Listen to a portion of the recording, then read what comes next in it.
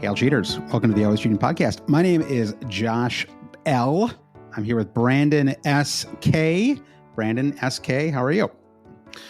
Good. I always like to redact the most important information. Only middle fools and last initial. Yeah. Foolish podcast hosts would dox themselves. Not us. Not today. Yeah. We are fools in other rights when we talk about Gameweek 7. And there is Gameweek 7 is a peculiar one. A lot of people will have had good game weeks. Other people will be sad going into the international break. And this, I think, is what I dislike most about the international breaks is it really gives you a long pause to think about what you've done. Yes. And, sometimes that's good. Sometimes that's bad. Yeah. Maybe you and I had opportunities to do good things with our teams and maybe not. I feel like in the last week we dispensed some good wisdom at least. I thought about that earlier. I actually have a kind of working theory about all of this now, which is that because I feel like because I've been thinking about this, especially because I've been doing these Substacks where I'm trying to offer like proper takes on like every match, right? And it's like one of the things I talked about was how. In the one this week was how much I would absolutely captain Saka if I had him, right? And and then I kind of had a parenthetical note, which is like, I don't know why I don't have him either, right? And I think on the podcast as well, I think that we're offering our genuine best advice that we can give, right? The genuine but I am finding, and I just don't know how much of this is a function of playing the game as long as we have. That I am a little bit stuck in a mode where if you were to ask me objectively, when I'm making my transfers, right? Am I making the absolute best, perfect kind of optimal transfer, right? And I would say in many cases, the answer is no. I'm making the transfers that I feel like making because I want to have the team that I want, right? And they're on some level. I want it to be different, and I want it to have people that are not widely owned, across the game, because that's how I think the game is going to stay fun for me over the years. However, when things and that's mostly worked fine this season, right? Totally fine going into this game week. But when it doesn't work out and the sort of all the popular players that you don't have kind of go off. I mean, I guess it was really just Saka, right? But that Saka thing was such a blow, not having them. The thing with the Arsenal match, it was the talking point going into Game Week 7 because of Southampton, the season that they're having, and then the match that they played against Bournemouth, which they looked just like apocalyptically bad. And everyone was just salivating. Home at the Emirates, get your Arsenal assets ready. And then you have to factor in the narrative around Arsenal has also been sort of like previous seasons with Man City of like, well, I've got this City asset or that City asset. I don't necessarily know which one is going to go off. That's not City now. It's all Haaland. Right. But Arsenal was tricky business because Saka is the talismanic figure there, but he has basically this season become Morgan Gibbs-White. All of his points are coming from corner kicks. Right. Of course, we knew that Saka is not Morgan Gibbs-White, and he has so many more tricks in his bag. Much higher ceiling, fewer red cards, most likely. Yeah. So me, for example, I made the what I thought was the clever move a couple of weeks ago, getting Kai Havertz in, which ultimately has worked out. It's been a good move. I've got 2 goals and 2 from him, and I'm happy with that. But what it really just left me adrift in Game Week 7 because If I had Saka, yes, suddenly he feels like captain material. Havertz, I wasn't there yet, and I ultimately went with Haaland. So it is a captaincy discussion coupled with Saka exacted his revenge on all the haters and doubters this game week. Yeah, and in the second half too. I mean, I think sometimes the worst returns from a player you don't own are the ones where you feel like you almost got away with it, right? There's that moment, I think it was like the 53rd minute or something like that, where I'm watching. Well, I won't even talk about it, Brent. I won't even talk about the program that I hate watch every Saturday morning because it takes them so long to rush from one goal, from one goal to the next, Brandon. Sure. But I'm not going to talk about what that program is. Okay. No. If I were, I might call it goal crawl or something like that because, goal. Well, anyway, savage. I don't, but I'll say no more. Well, whatever. It could be better. Okay. And it will be when I'm in charge of things. But anyway, so, but there's the goal, like their little notification, right? Goal scored at the bottom. Sure. Like, okay, here we go. The floodgates have been unleashed, and they're like, oh, wait a second, Southampton have scored. Oh my goodness! But then they're like, oh, in the time it took us to show you the Southampton goal, a second goal has been scored for Arsenal, and it was a very nice Saka assist. And suddenly it was like, oh my gosh, this could be very open. I do think it's interesting that that clean sheets just don't exist anymore. Like you can't get clean sheets from Arsenal or Man City, and it's like but it doesn't really like it's not held up in the numbers, right? It's like you sort of going by the defensive numbers so far this season. Like those are probably arguably still the two best defensive teams. Like maybe Liverpool are kind of in that top three with them as well. And they did keep a clean sheet, to their credit today, but it's really interesting. I mean, just the double up on Arsenal, getting the Man City defender. Sorry, I'm in a cough here, but as you do, we'll remind everybody that we're a podcast first platform, but we're also on YouTube, and we got our first ever YouTube super chat from Siddharth Gabajar. Siddharth, thank you for tuning in. Yep. He has a question for you, Josh. I would have said his name perfectly if I had gone, but why no Arsenal players and an Arsenal fans team? Now you do have Saliba, but I think the question here is, what was your expectation for the Southampton match? Because you burned 4 in your transfer window to get Palmer and Watkins. Absolute nightmare, total disaster. Well, yeah, I mean, I guess the thinking was just that I thought I could get away with it, and that basically Palmer could. The goal originally was to have Salah for 3 weeks, roughly, and then move him to Saka ahead of this nice run of fixtures, and then I sort of talked myself into not making that move right away. Honestly, the real move would have been to just have Saka going, I don't know, the entire season. Like there was, there's at every point, showing no signs of slowing down. It's true. The one match he doesn't have a return so far this season, he got a bonus point. So, so he's been so crazy when you put it that way. I know he's been fantastic. And so, yes, right. And so I've just gotten a couple calls wrong, and what I'm trying to be better. Like, honestly, I'm just trying to keep my my levels up, be sort of not like the actual microphone levels here, although that too, I don't want to be pounding my desk or anything like that, but I just don't want to come on here and complain anymore like that. I just don't want that to be like the person that you hear on the podcast, which is a change from the first 400 or so episodes that we've done, Brandon. And I think that's, it represents an attempt at some kind of personal growth. But we talked about a little bit on the Patreon pod this week, which was, and I will get back to the original question about Arsenal. We talked about whether you really should even think about overall rank anymore, and whether there's a kind of baseline of competency that runs throughout all of FPL that did not exist a few years ago.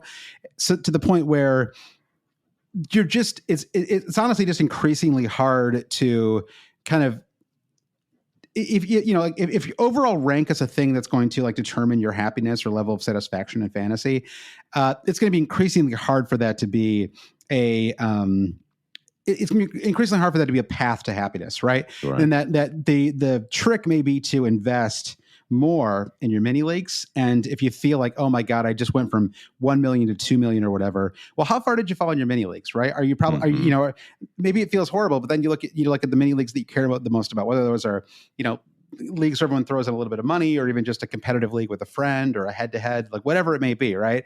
You may only be 37 points off of first place, right? With 3 chips left on the season or whatever, right? Like there's all kinds of things that are still sort of out there to go for. And maybe top 10K is going to be trickier, but maybe that just shouldn't be your metric to begin with, right? Because it can be, if you've had a great start, you've made a lot of good decisions and you're top 70K right now, then yes, sure. But otherwise, why spend the next 15 or 20 weeks getting frustrated that you're not doing as well as you can when there's all these other kind of things that you can invest in, right? And if you don't have a good mini league, and again, I know I'm kind of repeating what we said on the Patreon pod on Thursday, but if you don't have a good mini league, find one friend, like, if it's somebody who's never played FPL before, then rope somebody in, like just convince them, hey, we can start completely fresh here, right? Maybe I'm not suggesting this, Brandon, okay, but I will just say one option. If you're like 7 million overall,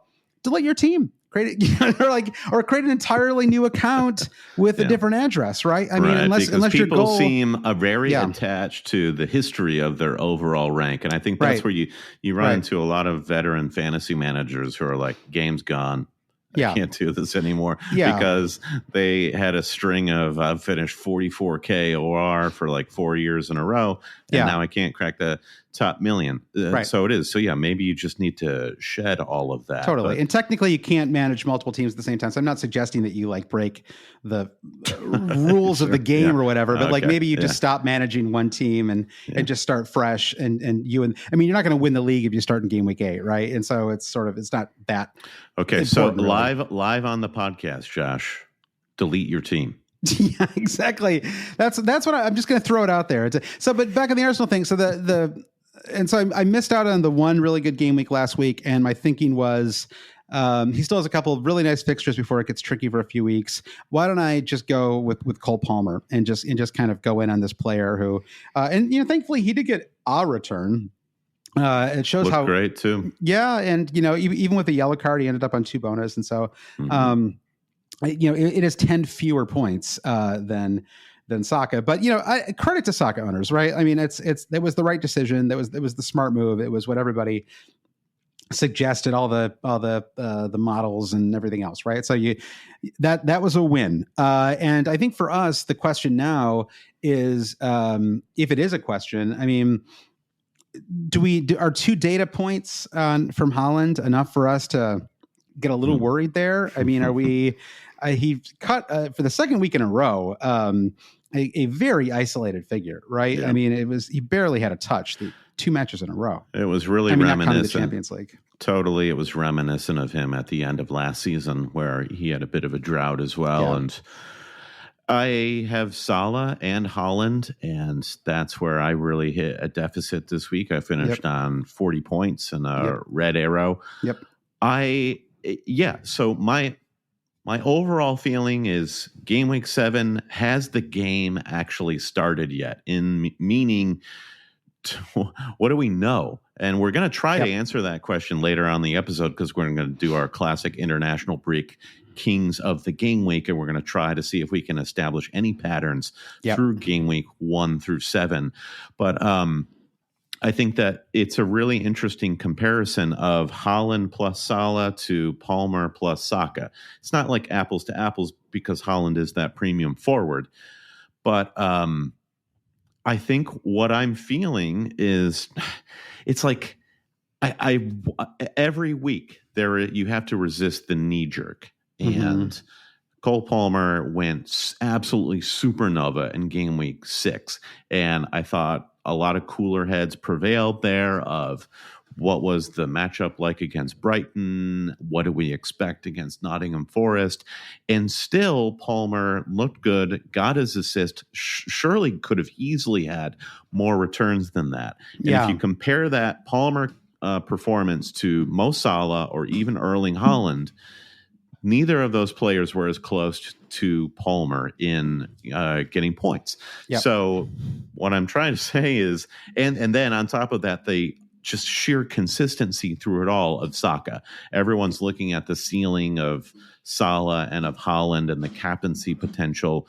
And here is just another wrinkle in the season of Saka has proven this week that he is captain material. Right. So going into the international break, the preferred duo of these premium players has to be Saka and Palmer. And I do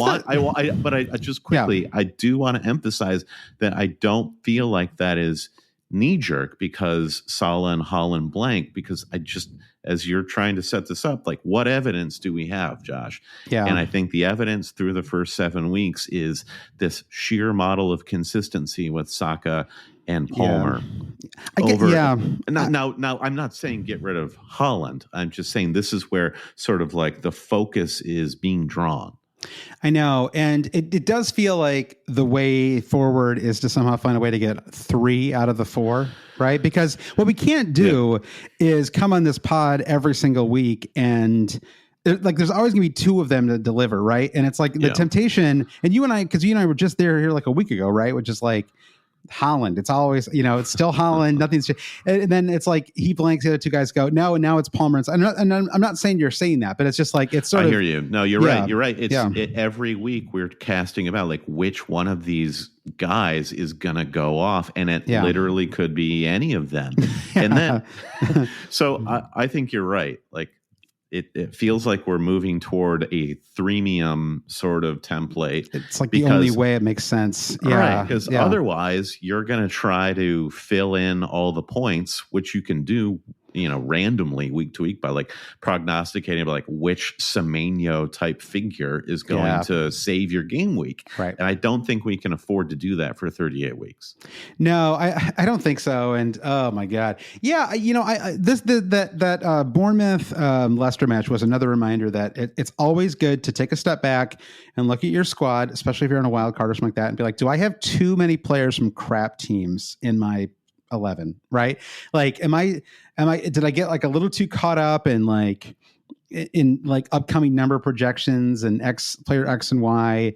And it's like, because we kind of talked about this a few weeks ago and I fell into the trap anyway, right? Which is like, basically it was like, just get Chris Wood because Forest are just a better team than Leicester or than even Everton, right? And Solanke. So just get him. And that has proven to be so true over the last few weeks, right? And so, I think they're like, just in general, team quality should be part of what you're thinking about when you're putting together your best 11. The other match that really killed me this week was the having a trio of players in the Aston Villa Man United match and having all 3 of them blank. And I just did not have that on my. That was not a 0-0 was not anywhere close to what I would have projected for that match. So I know the post Europa League. I guess it was Champions League in Villa's place, but there's a little bit of hangover sometimes. But I just did not see that match being a 0-0. There was nothing from either squad the last few weeks that would have pointed to that. So I'm not sure if we should draw any conclusions or just treat it like a fluke. Possibly.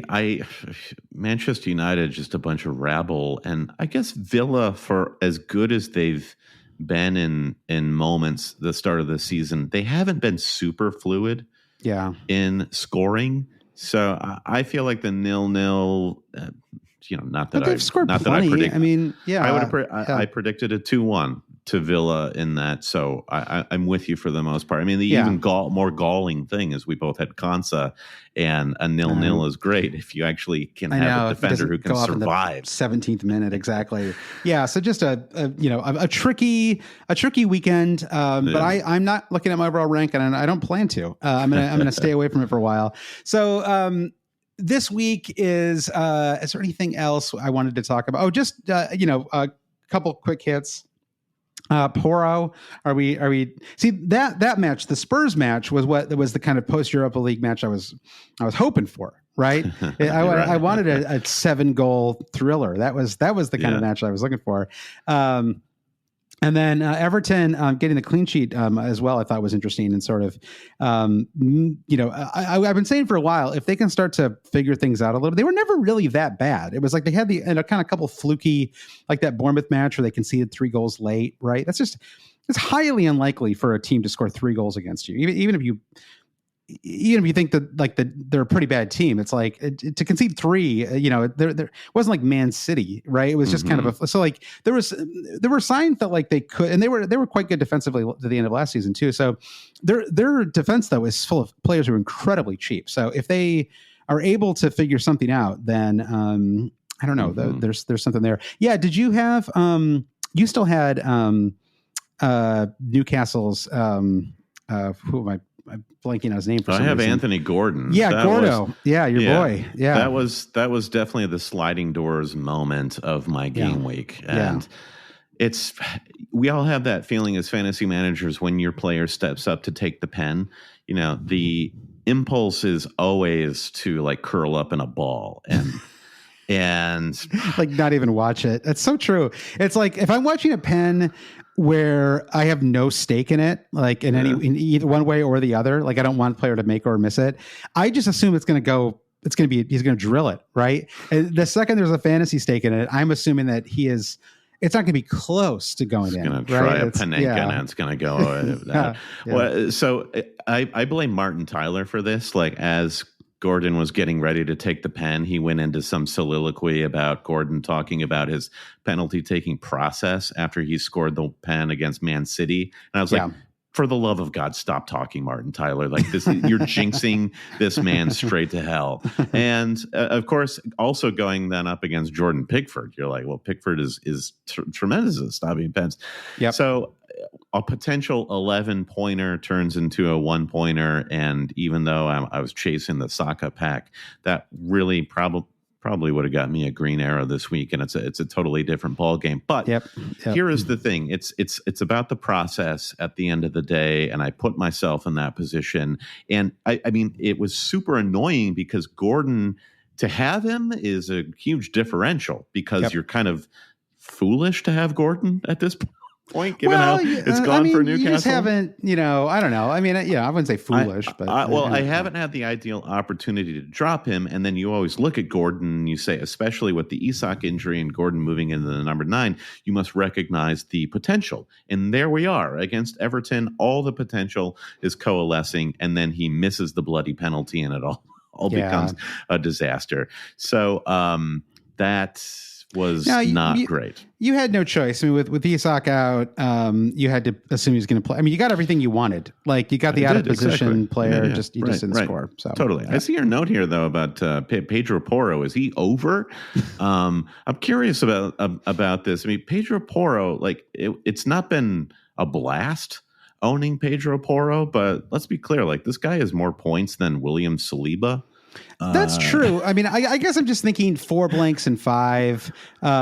He's just such a frustrating player to own in fantasy. And I think defense has been frustrating across the board. I mean, it really is Trent Alexander-Arnold or frustration. These are your options. I really don't know. And if you look at Spurs' upcoming fixtures, they're entering a decent enough run. That's true. West Ham at home in 8. Yeah.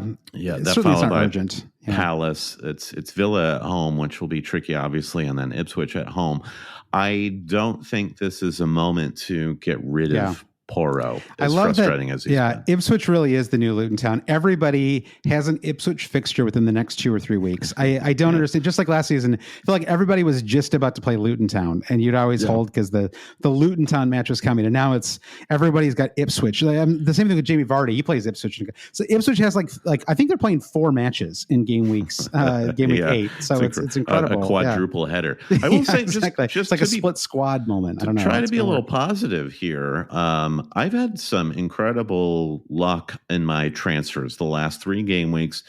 Mbomo comes in and he has scored in 3 consecutive weeks. Yep. Then Havertz comes in and he scored in 2 consecutive weeks. Yeah. Delap was my last transfer and he scored against West Ham. Who will it be next? Yeah, you've sort of neutralized the effect of not having Salah. I mean, I know you're still in a red arrow, but it could have been worse, right? Like, but for the it could have been a lot worse, and at least I'll make a little bit of money off of Delap going out of the break. But I think Delap is an interesting asset because I agree with you in like looking at your squad and trying to figure out like how many assets in my fantasy team do I have from poor teams. And as much as we want to will Ipswich to be a well-run, decent side, it's just not going that way. And Delap feels like, it just feels a little bit like playing the slot machine. And I'm not expecting Delap to be to pay out every week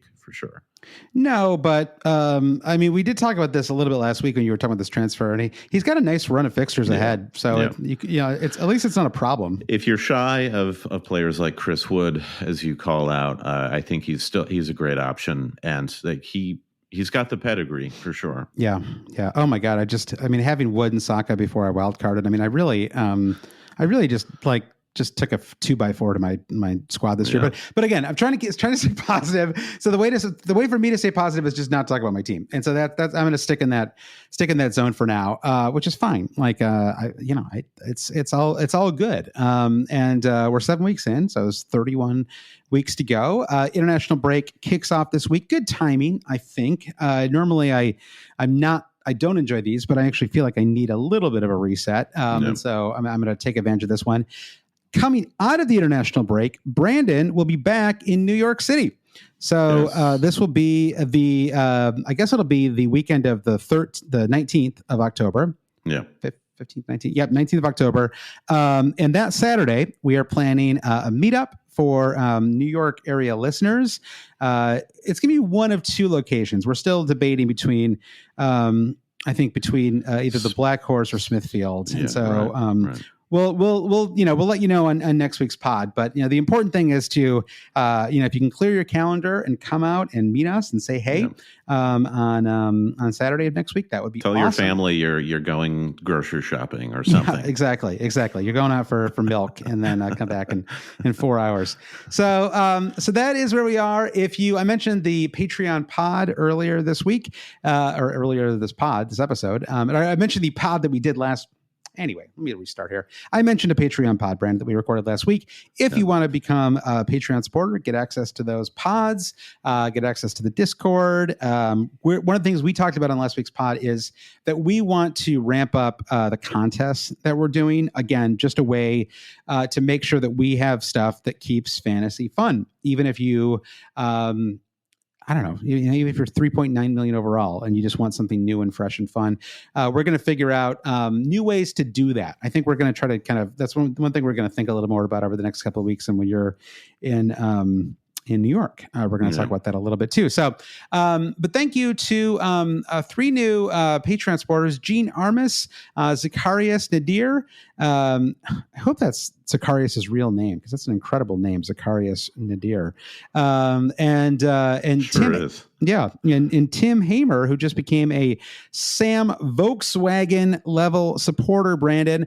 So thank you to all of our Patreon supporters. All of our Patreon supporters. You can go to patreon.com/alwayscheating to support the podcast at any pledge level. Even the lowest pledge level gets you access to our Discord. And then up from there, you get giveaways, all kinds of fun stuff. So, and then the Super League code is QVC0ND. Brandon, I didn't pull the Super League top 10, but you know what? We'll just do it on next week's pod. How about that? Yeah, it gives you a reason to tune in next week. Yeah, exactly. Of course, tune in next week. We'll have at least 10 listeners next week now. Yeah, exactly. Yeah, I mean, I don't know.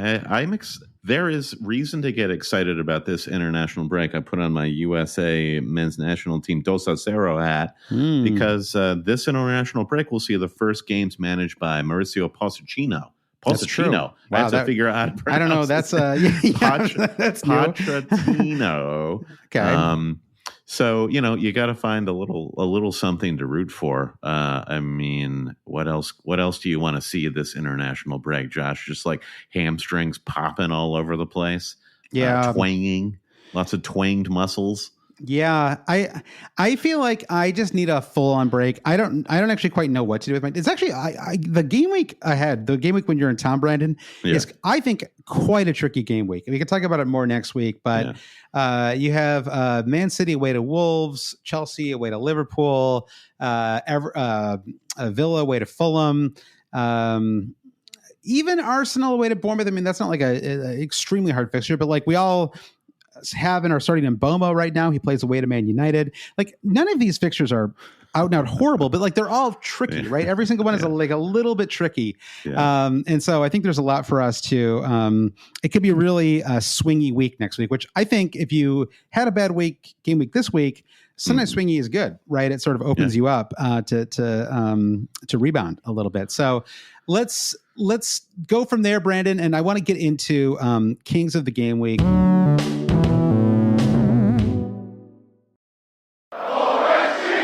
The way that we do this for anyone who has never listened before, and I'll do for anyone who's watching us, what I'm doing right now, and we will make sure to reference what we're actually talking about here. So we will not. This is not just exercise good podcast etiquette. Yeah, this is not a YouTube exclusive by any means. We've been doing this on the podcast as an audio form for a long time. So what we're doing is basically every week, the fantasy game puts together the best possible team that you could have had this week, right? And in fact, they actually cheat a little bit because sometimes it includes 5 Man City players or something like that. But basically, out of budget. It's basically just Basically, if you just put together, but you often see a lot of surprises in there as well. But you also, there are recurring names as well. I mean, it's funny. I'm just looking at Game Week 1 right now, and I already see Kovacic on here, right? Who is one of the stars of Game Week 7, right? Yeah. So I forgot about that. Yeah, and so exactly. So it's an interesting kind of storytelling experience to look into, to look at the best possible team. And the reason we call it Kings of the Game Week is because for one short season, Budweiser was the sponsor of the best possible team of the game week. Budweiser apparently didn't get the ROI that they were expecting, Brandon, and so they have not sponsored. But you and I have picked up the conch shell, and we are continuing this sponsorship in absentia. So it's always cheating. Kings of the Game Week. So let's kick things off, Brandon, here with Game Week 1. See what we can learn, if anything, from Game Week 1. So we have, so again, what we talked about before, which is that you have in any particular game week, 2 of the 4 kind of superstars are going to deliver, and it's unclear which ones it's going to be at any point, right? So in Game Week 1, and I wonder, actually, this will be an interesting experiment for us. If we go all 7 weeks, will we see 2 of the 4? I guess we won't in Game Week 7, right? Because that was the first time you had 3 out of 4. Palmer did get a return, but he won't make the best team. So this week, though, we had Salah and Saka in Game Week 1. Salah had 14 points. Saka had 12. I kind of forgot how well Saka did in this one. Kovacic also got in this one, Brandon. I can't remember what he...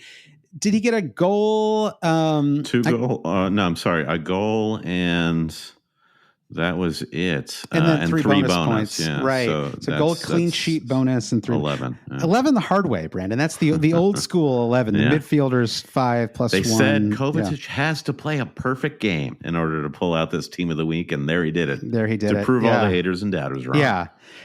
Your boy Joel Linton, or you call him Joel Linton or whatever, but sure. Joe Linton is also in this Fat team. Kid Joe, that's what I call him. Ugly Kid Joe. It's weird that 90s band. He's not been not horrible this season, but he is definitely. It feels to me like he's taken a little bit of a step back. I had this exact same thought watching Everton. Like Joe Linton is.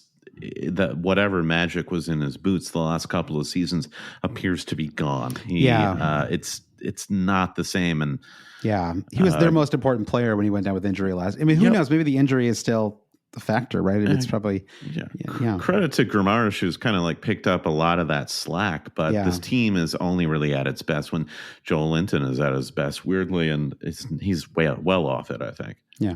And I think, we talked about Kai Havertz a lot on this pod already. Kai Havertz made the best Game Week 1 team as well. He had 12 points. And I think in general, we probably just consistently shortchanged him in our preview podcasts. He had played quite well down the stretch last season. He came in at a fair price, right? I think his $8 million was his starting price this year.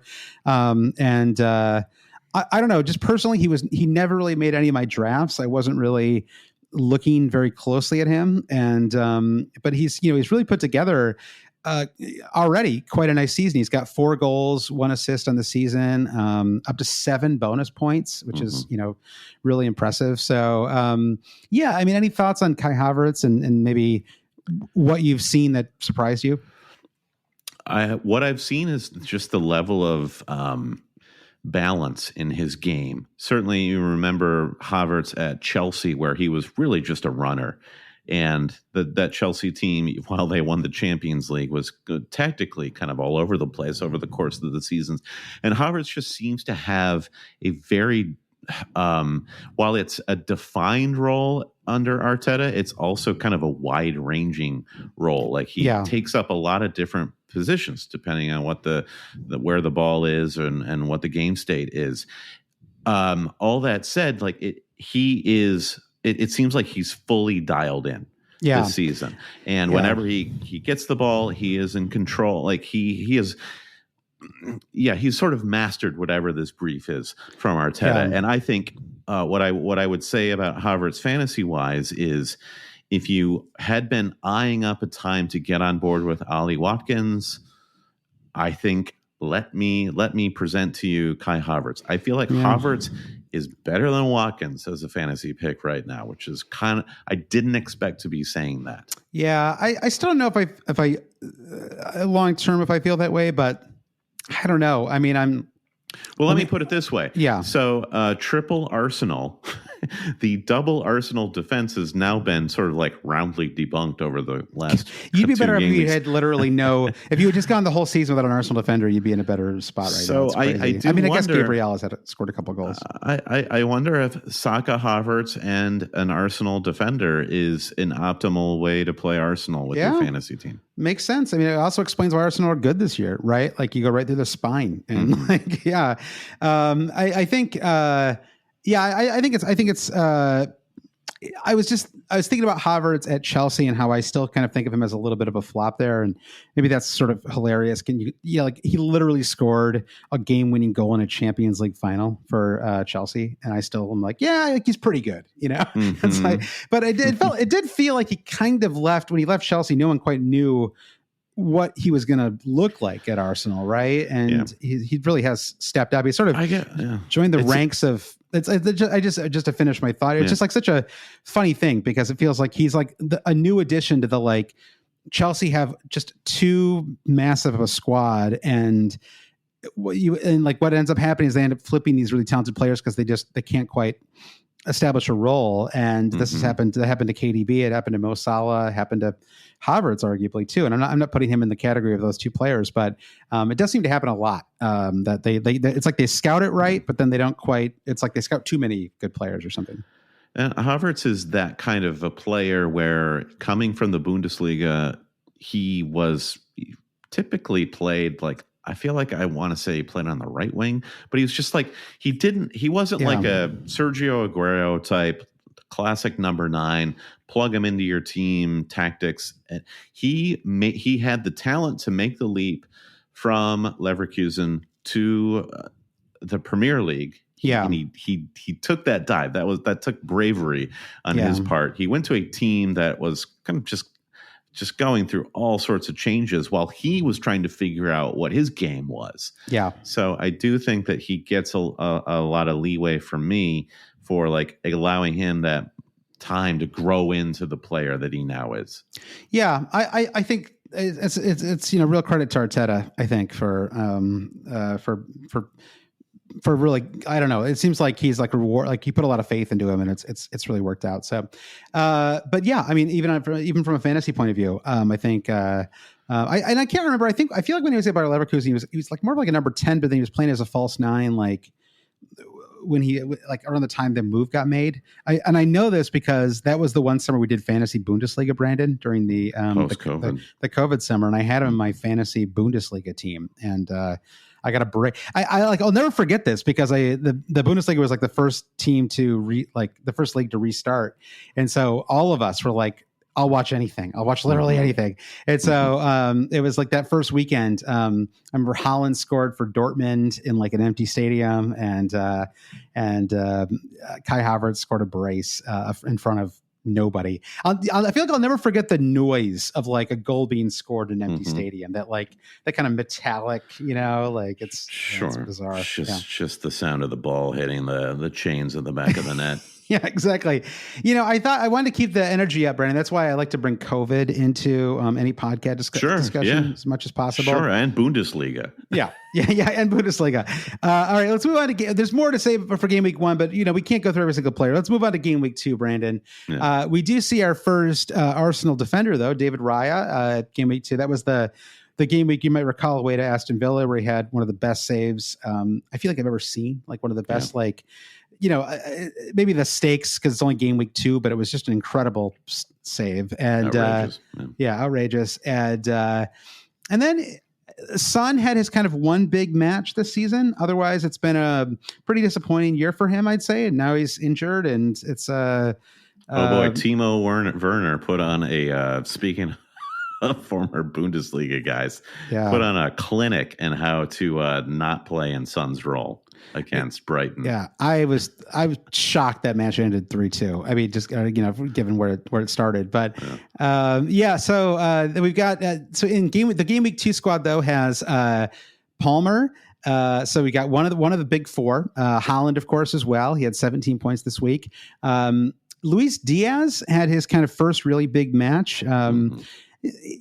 I'm starting to. Okay, now you can start to worry a little bit. I think if you're a Diaz owner, right? I think now that we're seeing, it's just it just feels like we're now seeing what we kind of were worried about going into the season, which was the 4 players for 2 spots problem at Liverpool, right? Which is maybe Darwin is like a distant fourth, but still, I mean, he has started a match already this season, right? And so you have you have Cody Gakpo, Jota, Diaz, and Darwin, and they're all good enough to start for Liverpool, right? And Salah is the only one who's like a real consistent fixture. So I don't know. I think there's a little bit of I wouldn't necessarily again be hitting the panic button, but I can understand moving him on. I do. I get it if you do it. I think Luis Diaz is, to put it generously, he's in the Phil Foden zone of highly rated, great fantasy asset. However, you are now going to have to sweat every team sheet. Yeah. When he starts, Man City style. Whenever you see that he's starting, you feel free to flex on your mini league rivals. Things could go pretty well for you. Yeah. But the concern is you don't know what his minutes are going to be. This is the match, the game week where Madueke had 20 points, and then Wolves just didn't know what to do with Chelsea this week. Yeah, and proceeded to blank the next 3. Did get an assist last week, and then scored. Got 3 bonus points today. I don't know if I have the shot data here. I'd be curious. It felt like he took a ton of shots in this match. Maybe I'll pull it up as we're talking here. And as a non-Palmer owner, like watching the Forest match, I just love every time Madueke gets the ball, and I see Palmer in space. I'm like, oh my God, I'm gonna die. Yeah. But if Madueke has the ball, I'm like, oh, I'm good. There's no way Madueke doesn't shoot the ball. Yeah, he's not passing it. Yeah, he took 7 shots in this match. So that 7 shots with 0.3 xG, which is so not maybe ideal considering that includes a goal that he actually scored in the match, but 0.43 x expected assists as well. So I mean, he's very involved. I don't know. I mean, he's still he's in that weird price zone where he's kind of. I mean, honestly, would you rather have Madueke or would you rather have Eze moving forward? I think I'd probably would rather have Madueke. Absolutely. Chelsea can score goals. Yeah. Crystal Palace, they don't do that. They don't score goals. Yeah. Yeah. I feel like it's like the London's most expensive book club at Selhurst Park or something. I don't know what they're doing over there. I'm going to have to figure out what to do soon with Eze in my squad, and I probably actually wouldn't go Madueke. I probably would go Brennan Johnson. Yeah. Which now I feel like I'm just constantly points changing. But what are you going to do? Pick players who aren't. I mean, if you were points chasing Brennan Johnson, you would have got him a couple weeks ago. I know. Yeah. Now you're exactly. Just trying to fix your team. Yeah. Now I'm just trying to exactly. That's right. So any other interesting takeaways from Game Week 2 here, Brandon? Well, so it's Chelsea. Nico Jackson, I think, has been a real disappointment for people who brought him in the last couple of weeks. It looks like he turned a corner, and no, we're getting the same old Jackson. The last couple of weeks over there, yeah. The only other player I'd call out here would be Aina for Nottingham Forest, who and they showed it again against Chelsea, even though they let in a goal. Incredibly strong defensive outfit, and I think that while Chris Wood is probably the focus of a lot of fantasy teams, a Forest defender is good value.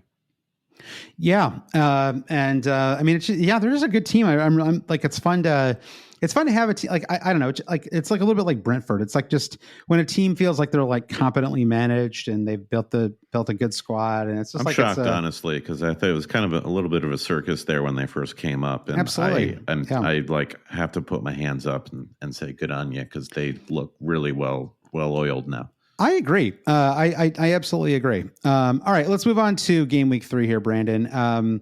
Let's see. Allison Becker is at the top here. He had a couple of good. Didn't he get 10 points this week as well? I feel like we've had some nice returns from Becker the last couple of weeks. Yeah, I think that he's kind of neck and neck with Raya. Now that Raya and Arsenal defense has kind of come back down to earth, I do wonder if, with Arsenal defensive double up not maybe being to certain people's taste now, that if you can't afford Trent like me, if you could stretch to Becker, and I know that you don't want to have premium goalkeepers on. Sure, we don't have to revisit that discussion, but yes, yeah, but I'm gonna take the mic. I'll mute you if I have to. Okay.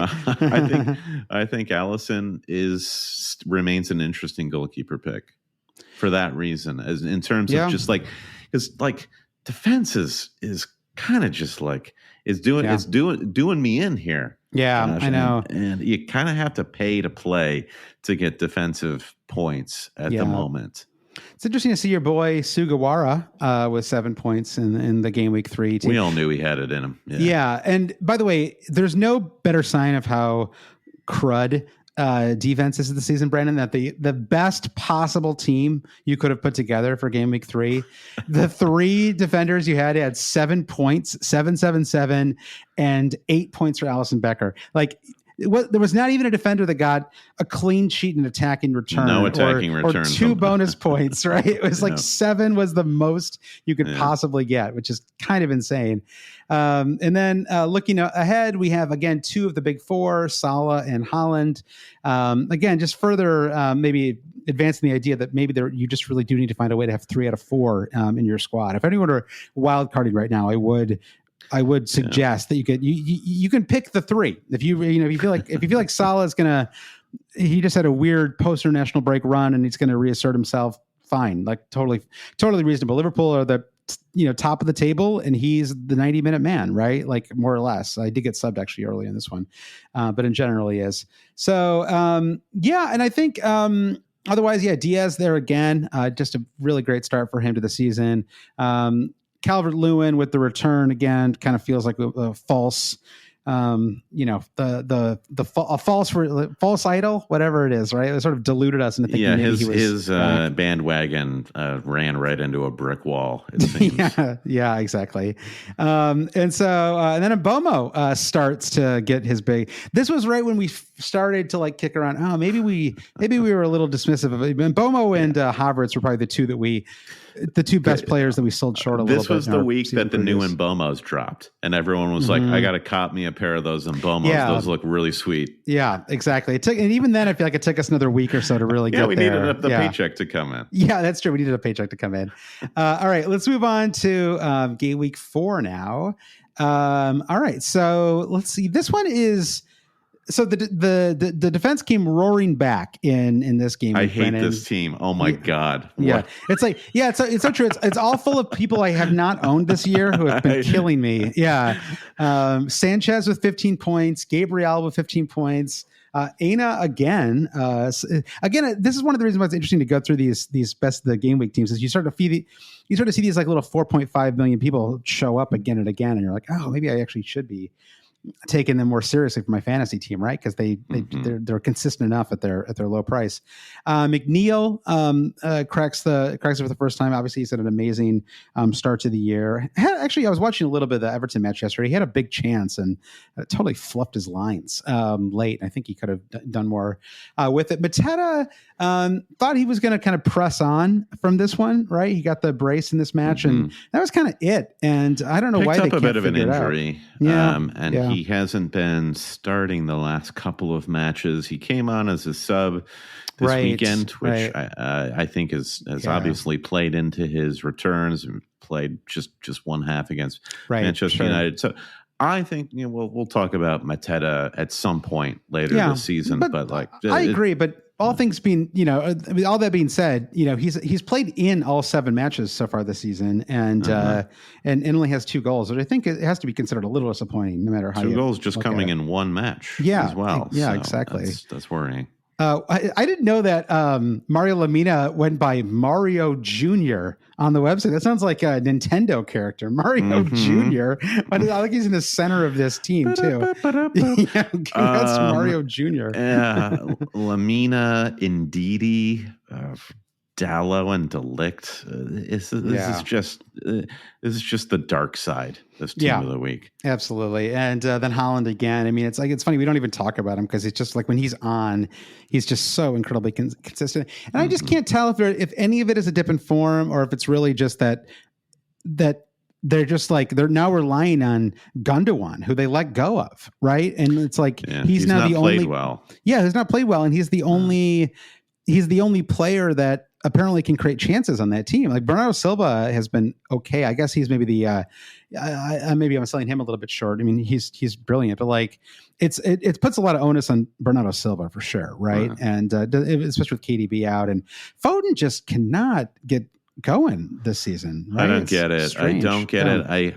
I do have to blame. I feel like Pep's got something to do with it. I wouldn't put all the blame on Foden. It's like the way his minutes have been managed. I understand he played. There must be some rationale for it, right? It can't just be the Euros. I guess everyone wants to say there's rationale because it's Pep. Obviously, Pep is a great manager, but I don't know. Just weird. He's fallible. I look at that. Like it's just, that City team looks so dusty to me. Yeah, but I mean, like Pep is typically in his corner. I don't know. It is a strange one for sure. So wait, Pep is typically in Foden's corner? Oh, I mean, like in a sense that he's always like, oh, Foden is the. The way Pep goes over the top with, like Foden is the greatest player. He's like famously like not given minutes to Foden throughout his entire ascendancy. Until last season though, but I feel like last season he finally it was like that felt like the emergence, right? Like, I mean, let me just quickly pull it up here. I'm trying to recall. Foden had last season. I don't know if I'll be able to actually pull up how many starts he had, but he was, let's see here.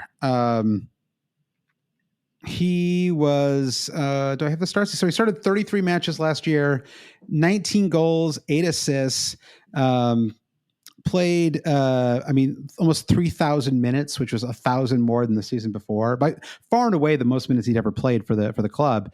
19 goals, 8 assists. This year's 0 goals, 0 assists. Just really, really strange. So like you said, maybe he's being managed carefully, but I don't know. It's just weird. I don't know. Yeah. It's a strange one. It's an oddity. Okay, next week. All right. Let's move on to game week 5 here. Okay, so Nicholas Jackson is the star of this week with 16 points. Hold on, Nico. Yeah, and Sanchez again cracks the best team. So credit to him. I'm trying to. What's the story here? We have Luis Diaz. First attacking return for Morgan Rogers, perhaps. Yes, is the story. I think so. And he got those. Did he jumped to 3 bonus points? I think like late. It was like this season's all about the late bonus point changes, and so he was the beneficiary of that this time around. Dibbling emerged as a 4.5 million option. So congrats to Dibbling. What's that Bill Bryson book? Like the road to little dribbling. Yes, it's very close. always think of Bill Bryson when I see this dude. I do too. So, I mean, he hasn't really done anything. It's like all 1-pointers and the 11-pointer, but still, there's at least some potential there for the end of your bench. I will say Dallo, I mean, we are consistently seeing Man United defenders in these. I mean, for all the chaos that I feel like we've had with them this season, they have put together, I think, at least 3 clean sheets out of 7. Is that right? I think it's Fulham in 4. I mean, four clean sheets in 7 is impressive. I think even more surprisingly, 3 of the 4 were in away matches. So, there's a kind of defensive. I don't know. There's like the bones of a good defensive team there, and it's just. But the obviously the pieces aren't all working right now. So, and Bruno with another blank. I mean, it's weird start to the season, and it's over, Bruno. I got roasted for suggesting that Man United flip him in January, but flip him for cash or a younger player. I don't know. Just put him on Craigslist like anybody. Yeah, exactly. Like a house. Flip him like a house you restored, like an old house that's about to fall apart. You want someone else to be holding the bag. There's just so many other. There's so many other deeper issues there. I worry about the cracks in the foundation on that buy, Brandon. All right. So I guess that's pretty much like a lot of repeats here. Trent with 11 points. And then he did get 8 points this week as well. So he's kind of like one of the few bright spots. I felt great about fantasy after the first game week after the first match of Game Week 7. Every weekend this season, I have had a green arrow on Saturday and a red arrow come Sunday. It's really annoying. Yeah. Exactly. Did you get? I'm surprised you had a green after the Saka match. That one was a killer for me. I did. You had Havertz, believe it or not. Yeah. All right, so that brings us to game week 6, the double clean sheet, maybe a little fluky because of the red card, but double clean sheet for Spurs. Gahey, I think that he got 9, but I think that was from a goal scored. I don't think that was I think he got a goal scored and no bonus in that one. This is real fantasy, this team of the game week. You've got the James Justin brace against Arsenal. It's all over the shop, this team. The flukiest brace. I mean, credit to him, but like a crazy brace. Yeah, and then Trossard and Martinelli, like the two, but also 2 random-ish assets from Arsenal. Yep. Baleba, every time I see Baleba, I have to make a pun to myself about belaboring the point. But I think what we take away here is that McNeil is for real at the start of the season. If we were ever to have him. And then Delap makes his second appearance. So I like this emergence of the Delap narrative. Yeah. And Palmer, I think for the 3rd time, pops up in here with 25 points. Insane return. Hold on while I fall out of my chair. Absolutely ridiculous. And then Watkins as well. So, I think in both them, I mean, I guess they got to combine 8 points between them this week. So a little bit of a disappointment in 7. But let's move on to 7 now, Brandon. The final game week of our review. There we go. The man himself, Jordan Pickford, with 15 points on the week. Yeah, get out of here. Yeah, incredible. Just let Gordon score. Let the young man feel good. That's about true. The I mean, they're about to leave for an international break. It's poor form to hurt the confidence of one of your teammates. It is absolute gamesmanship by Pickford there, and I don't care for it. Stinks. Should have been a yellow. 16-pointer for our boy Saka. Kovacic again, so 2 out of 7 for him, popping up in there. And what else stands out here? I guess Buena notte. How about West Ham finally finding a little vein of form? So this is it. I guess it's less about West Ham for me, seeing Bowen and Antonio here. It's more about Ipswich just being a little over their skis. And I don't know, does the manager, does he get away with this? Because the whole narrative is like he's destined for greater things. Well, I mean, I feel like they've been fine, like right in terms of the Ipswich aren't even in the relegation zone right now, right? The Crystal Palace are actually lower than them right now in the table. And I mean, right now we have Leicester and Ipswich are actually both out of the bottom with because Leicester nicked a win this week as well. So it's Wolves and Southampton are both on 1 point right now to start the season, and equally, I mean, Wolves are just like it's even more than West Ham. I don't understand what's going on with some of these clubs this season, right? Like Wolves and West Ham have been fine for a few years now, and it's like now they've shorn of any identity. And I guess the difference is that West Ham still have Jared Bowen, right? And he is such a quality player that they're probably going to be fine this year just because of him, right? Some veteran talent there. He's very good too. Yeah, and just having actual midfielders from Paqueta to Souček, whereas Wolves are, I can't really speak too much to Wolves, but I do think that they're just lightweight, and with their manager being like uber lightweight at the end of the day is a problem. So, but we do have eight Nori from Wolves did crack the team of the game week. So Brandon, fantasy and the table don't always align, do they? Johnny Evans, I mean, incredible that he's still must buy. Okay, let me. I'm going to quiz you right now. How old do you think Johnny Evans is? I'm going to look him up. I'll make a guess and you make a guess. How old do you think Johnny Evans is? 35. I was going to say 36. So let's see. We're both pretty close here. Johnny Evans is 36. There you go. But let's see. He turns 37 in January. So he is. So we're both wrong. No, I'm right as of today. This was as of, but at the end of the calendar year, I'm still going to be right. That's the thing about the Kings of the Game Week shows, though, Josh. They're evergreen, so a lot of people will be listening to this years from now. That's true. You have 10, 20 years from now, perhaps, right? This could be the episode we put in that time capsule we keep talking about. Yeah, or the one we shoot out to space on Voyager 1 or whatever. Sure. Yeah, exactly. Voyager 4, whatever the next one is. All right, so but Bowen and Antonio with 18 points. Jeez, incredible from him.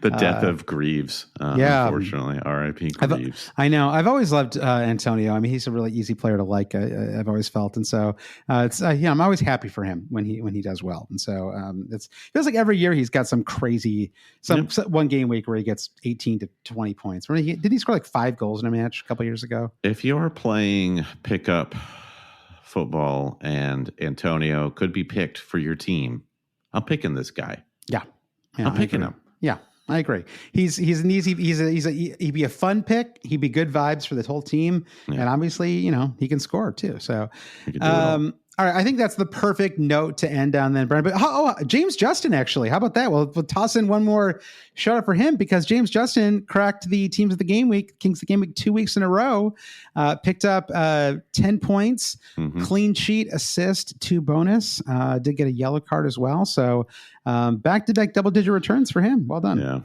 Yeah, a great player. Great player. Glad to see him back. Happy to see him back. Yeah, because he lost an entire season, right, to injury. So.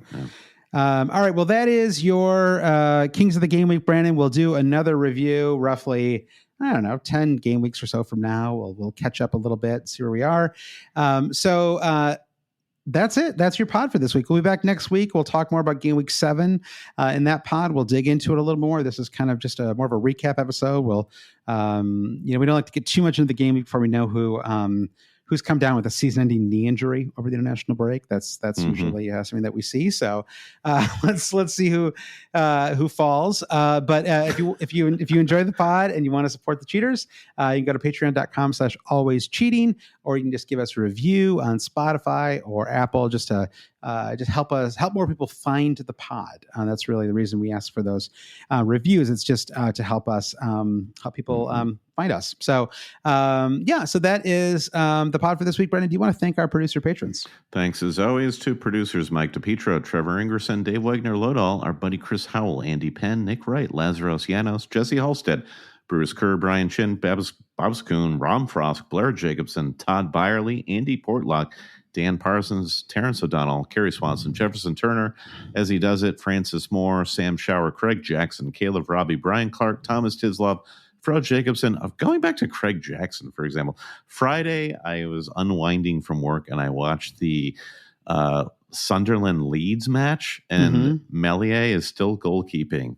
for I mean, he was Leeds. young, right? Like when he first got to start there, he was like 20 years old. So he made the most incredible howler in like the 96th minute to allow Sunderland to draw level, and now Sunderland still atop the championship table. You have not seen anything like this. Like, look at this Melia howler. And Craig Jackson, as a diehard Leeds supporter, he was beside himself. The crazy thing is that isn't Junior Firpo still playing for Leeds too? He scored a goal.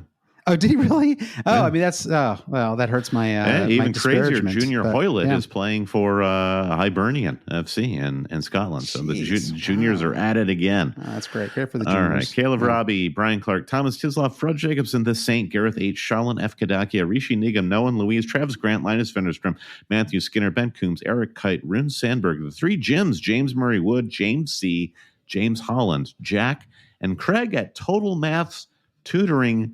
It's never too late, Josh, to brush up on your math skills. That's true. Check out Craig for all your math tutoring needs. That's right. Rate, review, subscribe. I can't wait to big up math tutoring at the end of every podcast now. This is very fun. Yeah, it is fun. Rate, review, subscribe. As you said, follow us wherever you get social media for all this information and more. Visit our website at alwayscheating.com. All right. Thanks, everybody. And we will talk to you soon. Bye.